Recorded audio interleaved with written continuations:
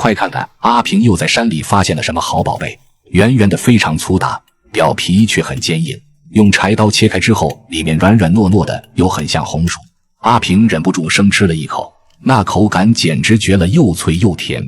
拿到集市賣，又讓阿平賺了好幾萬塊錢。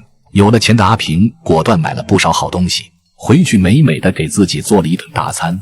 天剛亮，阿平就早早的起床了，背起箩筐，仔細檢查好門窗後，阿平便又一次踏上了進山的路。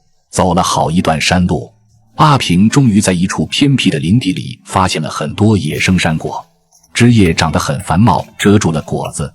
阿平用柴刀砍開了阻擋視線的灌木枝條，隨後一個個圓鼓鼓的山果出現在了他眼前，果實非常飽滿，看上去分外誘人。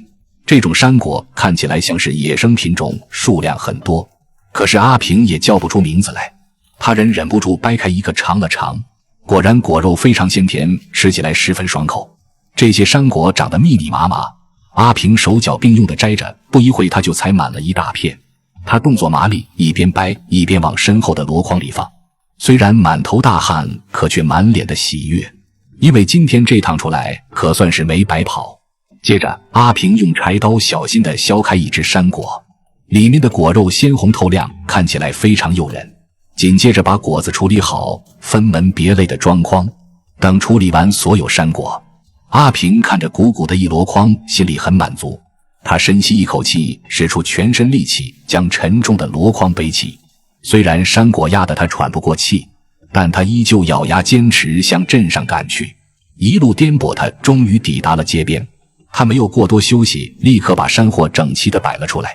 沒多久，一位大哥就被阿平這些奇異的果子吸引了。大哥又看了看他一身的泥土和汗水，於是痛快地買了2袋子。隨着顧客陸續增多，阿平的攤子也逐漸空了起來。幾個小時的等待和吆喝，他終於將所有山貨一一售罄。看着手裡攥着的零錢，阿平感到一切的辛苦都值得了。簡單的收拾好攤位，再次背起空箩筐，繼續踏上了回家的山路。回到家的阿平又累又餓，他第一件事就是生火準備晚餐。這段時間阿平每日奔波在山林之間，早出晚歸，身體早已疲憊不堪。